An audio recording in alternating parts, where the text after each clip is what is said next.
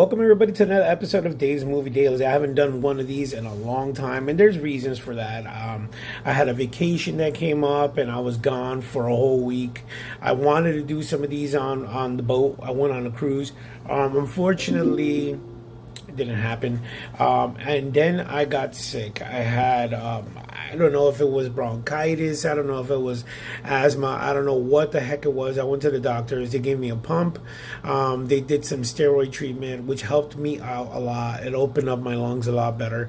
I'm getting over it. I'm like literally, I would say 95% better. I still have a cough. Still have to clear my throat on a constant basis. I have some cough syrup, a pump, like I said, and I've been taking a lot of vitamins and stuff like that. You know, at my age, being that I'm 43 years old, dag.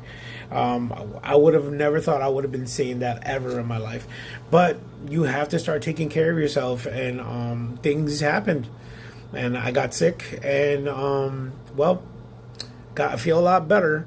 But yeah, this is besides the point of what I wanted to go on here on Dave's Movie Dailies. Dave's Movie Dailies deals with me talking about movies, shows, TV shows, Broadway shows that I want to talk about. And I'm going to do 4 today. So I'm going to be posting up one after the other. But yeah, because I've been so far behind. So around Valentine's Day over here, if you see me looking down, it's because I'm looking at my notes. Around Valentine's Day, we released a series of different movies. Like I already spoke about Companion. I spoke about Love Me. And then there was another one called Love Hurts that came out around the same time. It's now on Peacock, so it's no longer in the theaters. And yes, it was directed by Jonathan Eusebio. New director. Don't know how to pronounce his last name perfectly, but it was released by Universal Pictures, and it was released on February 7th, 2025.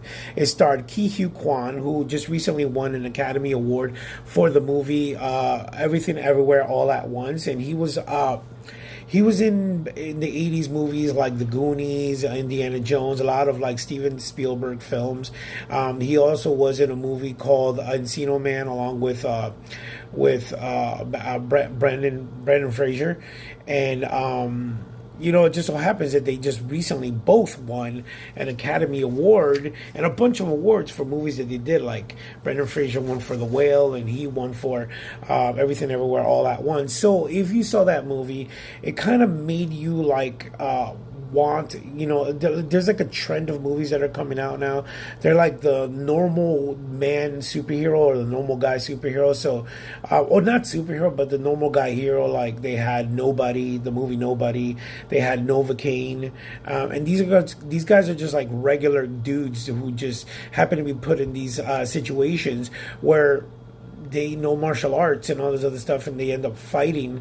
But they're like normal, like next door neighbor type husbands, who do this type of stuff. So Ki Hugh Kwan was also starred alongside Ariana DeBose, Cam Gigandit.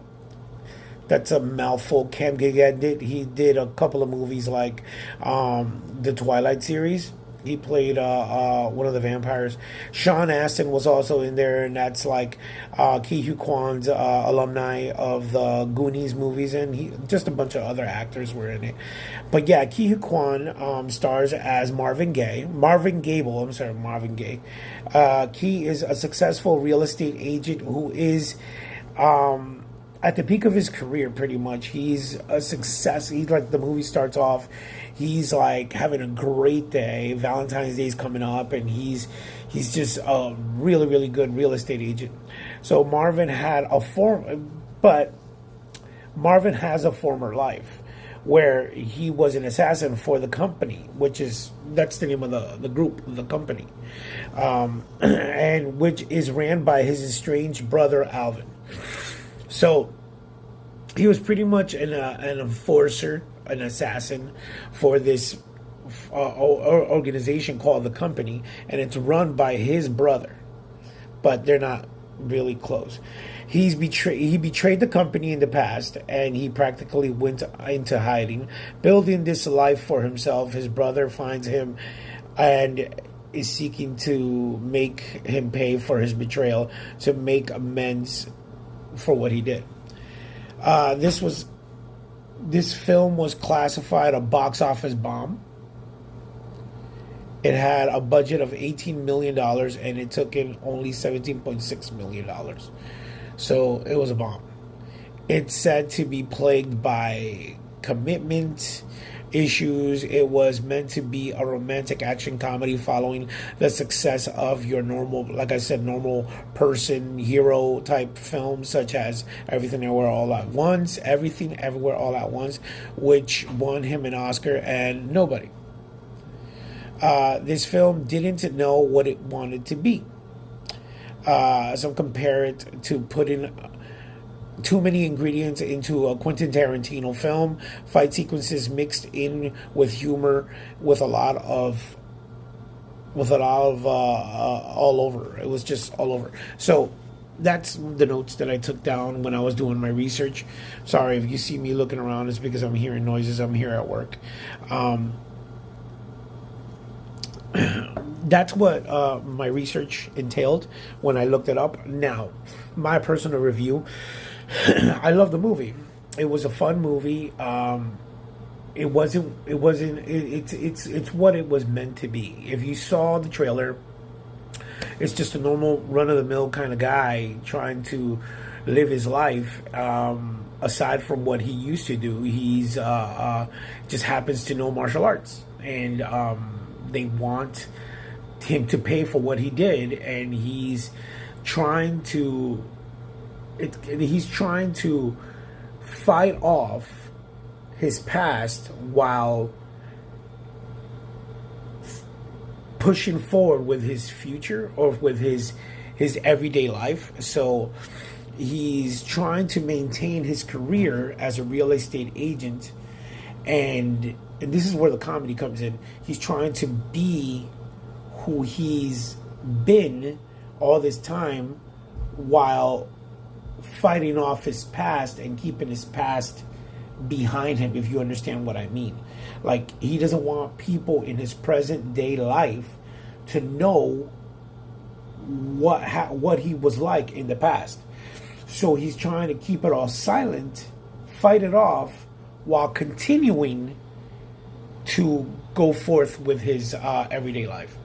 And that's where the irony, and that's where the contradictions, and that's where everything comes to play. Eventually, he has to face his demons from his past in order for him to move forward with his future, which sums up everything. The film was fun. I wasn't looking forward to getting an Academy Award, another Academy Award performance. Ki Hugh Kwan was hilarious. He does a lot, for an older male. I mean, he's way older than me.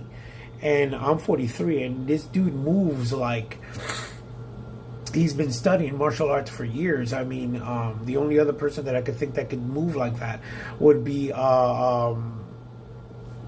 Jackie Chan, although, what's his name, Bob Odenkirk, he's been doing another movie that's coming out soon, Nobody 2, and he does some similar movements and stuff. But yeah, I personally... I see no wrong with it. It had its moments. I would give it an 8.5 from a scale of 1 to 10. It was a fun movie. Like, you have to literally deprogram your brain in order to enjoy these type of movies. If you're going in there looking for an Academy Award performance and not just to have fun, a popcorn film, then you're gonna be disappointed, because it's just a fun, run-of-the-mill type of movie. You have to be into this, and especially it was a little Valentine's flick. Ariana DeBose and Ki Hugh Kwan have kind of like this little thing going on from the beginning. I mean, I guess they had this relationship in the past, and they kind of rekindle, and she's just badass and all this other stuff. So it's definitely worth a view. It's on Peacock right now, so you can enjoy yourself and watch it. This has been Dave D. Saint for Dave's Movie Dailies. I just reviewed Love Hurts. Until next time.